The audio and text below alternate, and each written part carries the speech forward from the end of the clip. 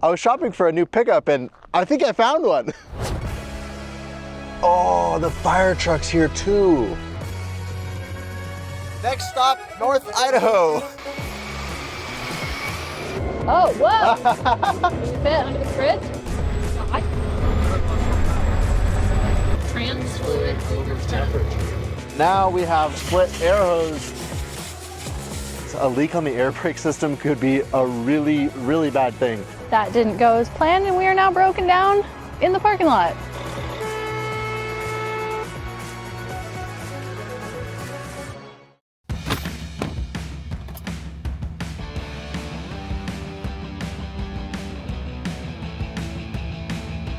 Feels like we're getting closer. We have been driving, I think, 3.5 hours, and I have been searching for this truck for almost 2 years. Hello, cow. Oh, well, I see the LMTV. Oh, the fire truck's here too.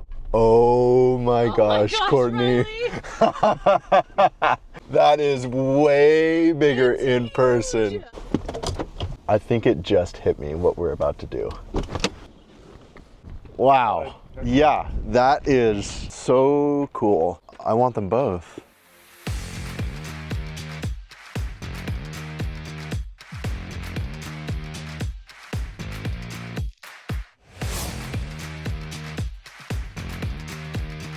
That's cool. You want to see the thermal camera?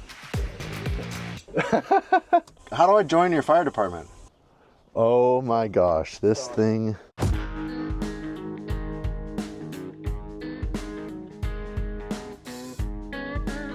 There's no suspension, they're just made to take an impact from an IED. So we're ready. Yeah. Great. And I just put bolt holes. This is where all the armor went on.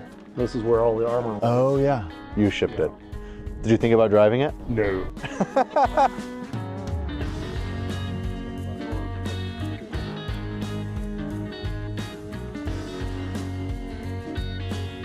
How do you check the oil? But this one doesn't have a sway bar because it does that live hydraulic stuff.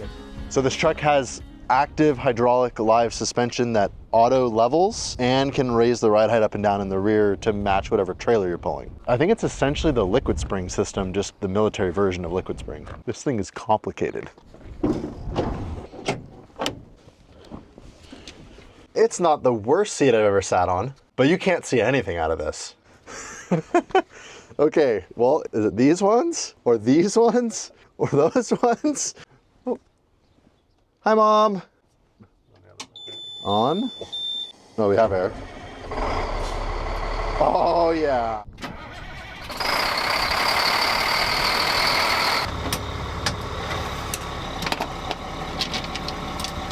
So all these trucks have a diagnostic computer in them. Oh, you can pull engine and transmission codes, ABS, all right there. No way. The truck has a diagnostic computer just built right in, so there's no need to have like a scanner or a scan tool with you.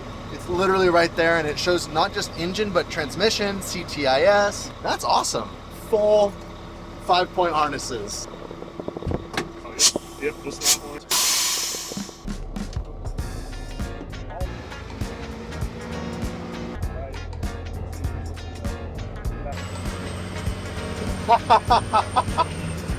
We are so high up in the air. Yeah, the steering is super sensitive with that rear steer. It turns like a forklift. It turns so sharp.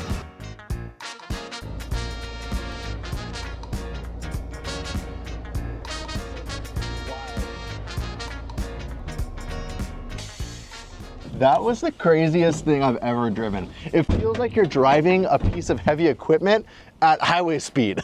I mean, what do you think? I think we'll take it. This just got really real. This got real. We're driving that truck home. That's our ride, and they're leaving, so at this point there is no going back.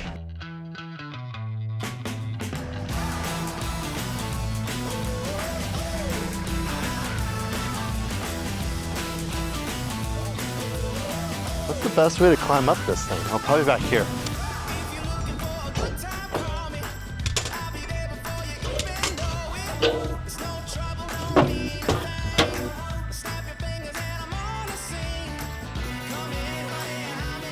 Does this thing have a heater? Heater, air conditioner. Air conditioner? Next stop, North Idaho.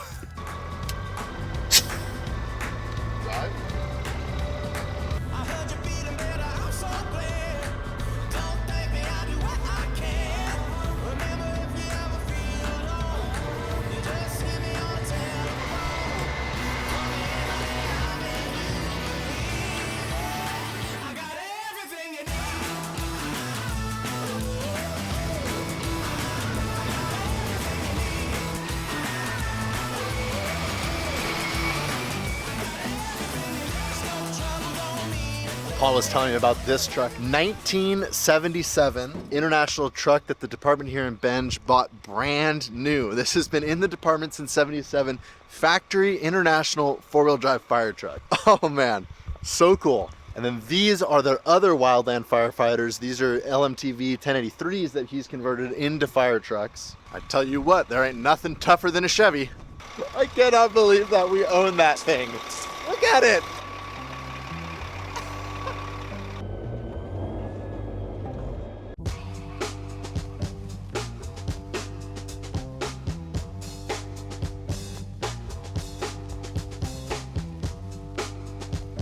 My kidneys kind of hurt right now. So is that because this is less comfortable or am I just older now? No, this ride is so bouncy. We are all over the place right now. I think it's because we're completely empty in a truck that's designed to be able to haul 32,000 pounds on the truck and tow like 100,000 pounds. It feels like my brain is rattling.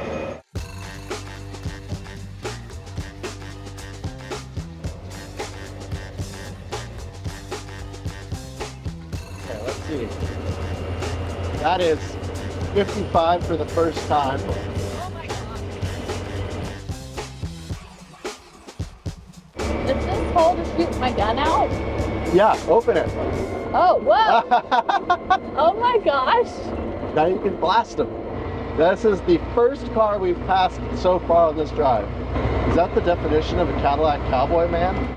Driving an Escalade with a cowboy hat. It rides the same on the washboard dirt road as it did on the normal road. It's still really bouncy. While it doesn't drive very good, it also doesn't drive very bad. It's raining. I don't even know how to turn them on. Blackout lights. Oh, windshield wipers.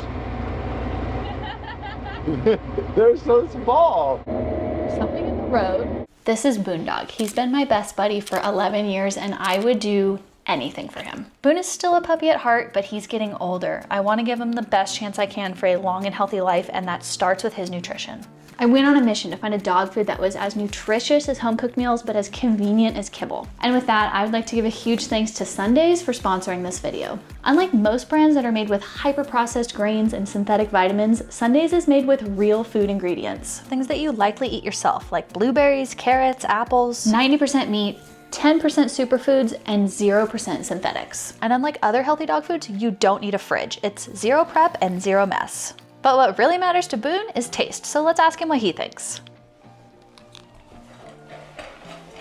If you'd like to improve your dog's nutrition, you can get up to 40% off your first order by going to sundaysfordogs.com/ambition40, or you can use the code ambition40 at checkout. And thanks again to Sundays for sponsoring this video. Something in the road. Hi, doggy. It was checking us out, making sure we belonged. I feel suspicious.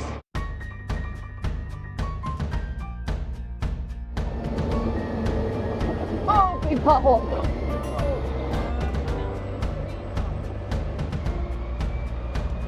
Do we fit under this bridge? Yes. I have no idea how tall we are. But we're less than 14 feet because we just fit under a 14-foot bridge. My gosh, Riley. It's so bouncy. I just got a feeling freedom has come.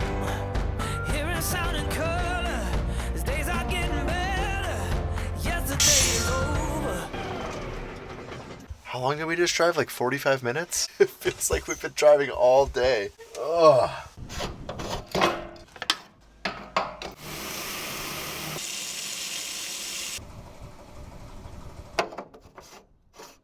We are going to the only lunch place in town, Which is also next door. the cafe. He's just parking like a normal car? Yeah, might as well. He's like a 12-year-old. We are properly fueled up now, both the truck and our tummies.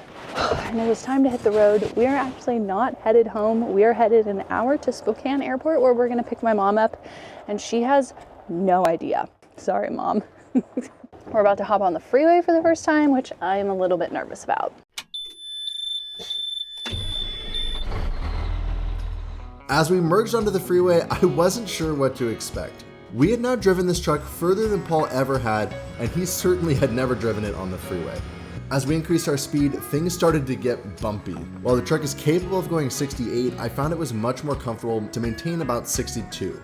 Other big rigs started to zoom past us. I don't think they appreciated how fast we were going, but my goal was to make it home with my kidneys intact. At this point, we still had 100 miles to home, but I was feeling pretty optimistic. And then out of nowhere, the truck died. We lost everything. And before I could process what had happened, it was back up and running again, except we were locked out of 7th gear. I checked my gauges and everything seemed alright. There weren't any warning lights on the dash and the truck seemed to be running fine. Before we could reach the next exit, I lost 6th gear, and now we were stuck in 5th. That meant that we could only go 45 miles an hour on the freeway. I took the next exit and got to see just how fun the rear steer was in a roundabout. This thing would have been sweet during my driver training in Boise. Luckily, Courtney's mom's flight was delayed, so we had some time to figure out what was going on. We headed to a local hardware store parking lot to chase down the problem. Come on over.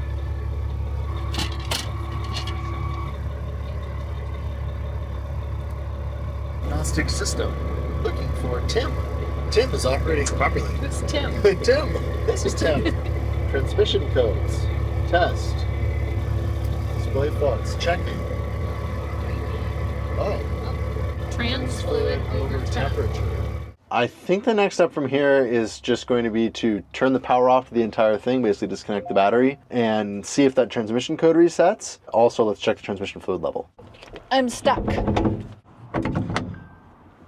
That lady? It doesn't smell good. Definitely smells a little warm. That's the power steering. That feels normal. I'm just gonna crawl under there and feel the transmission. Okay, transmission. It's definitely pretty warm. Yeah, I would definitely say the transmission is warm. Why is the transmission warm? Oh, I think it's that thing. I think it's that thing right there, but I'm not certain. I'm trying to figure out where the transmission dipstick is. Probably something I should have done like before we bought the truck. Why is there a cutout right here? Aha! No, the military has a thing they like hook up to that to like pump the fluid out and then pump new fluid in. So like best case scenario, we're looking at it's just low. That's probably best case. Worst case is... Yeah, I would say restricted filter, restricted cooler, something more serious like a pump, a slipping clutch. She's hot. This is hot. So these use 1540 engine oil in them, is what the military puts in them, not Transcend Allison fluid. It's definitely, it's full, so that's not the problem. I say we let it cool off for an hour, we go get your mom, and we drive it home. Riley's gonna do a little research, and I'm gonna head inside and grab something which we should have definitely already had, which is a fire extinguisher.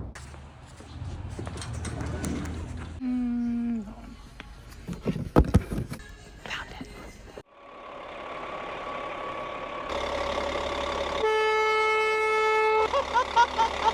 Okay, that one does the horn, and this one should be the fan clutch, but...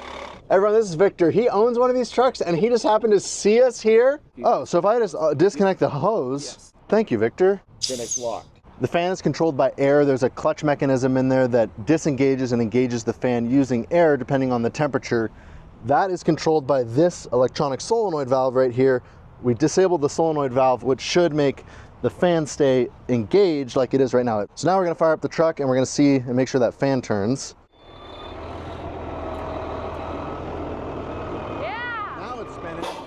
I think that best case scenario, for some reason, there's something going on with that solenoid and the fan was not coming on. But I don't think that's the problem. I think there's something else going on. But hopefully, if we can just make it so that fan's on all the time, it'll keep the transmission temperatures down and we can at least make it home. And the transmission temperatures are now much cooler. Parking brake's on. I'm gonna crawl under there and feel the pan and see if it feels cooler. Yeah.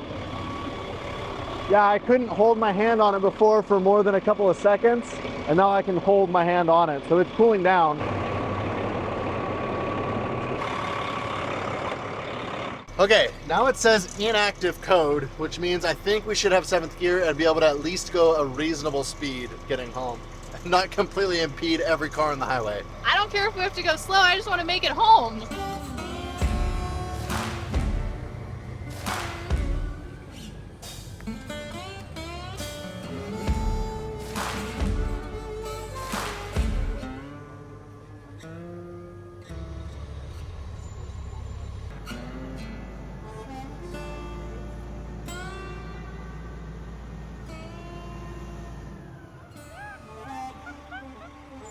Your Uber's here!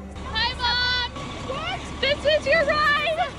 Is there room for me? Yeah! You can put that one by my feet.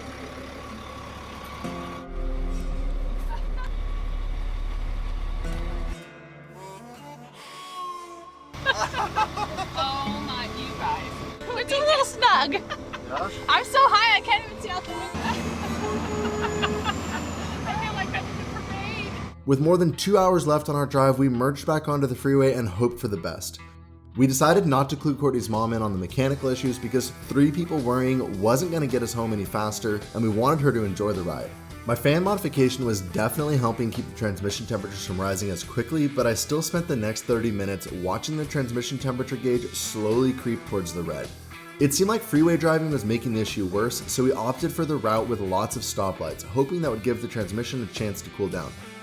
But of course, we only hit green lights. With only 20 miles till home, the transmission hit its temperature threshold again and we limped off the freeway stuck in 5th gear.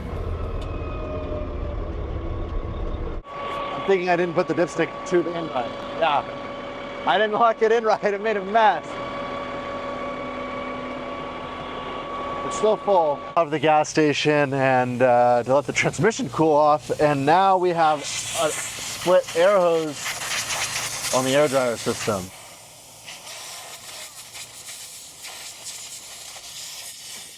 Since this truck has air brakes, a leak on the air brake system could be a really, really, really bad thing. If we don't have air for our air brakes, number 1, our service brakes aren't gonna work. The service brakes when you apply the brakes. Number 2, though, is that our parking brake may come on, meaning there has to be air pressure to turn the parking brake off, and if we don't have air pressure, the parking brake will automatically come on and the entire truck could come skidding to a halt. So we need to figure out how to get this air system fixed. Well, there's enough slack in this line. Remove the nut, cut it, put the nut back on, and shorten it. Okay, I brought lots of tools. Did I bring? Yes, I did. I think we're like 20 miles from home. Look at that sunset. Fixed, well, at least for now.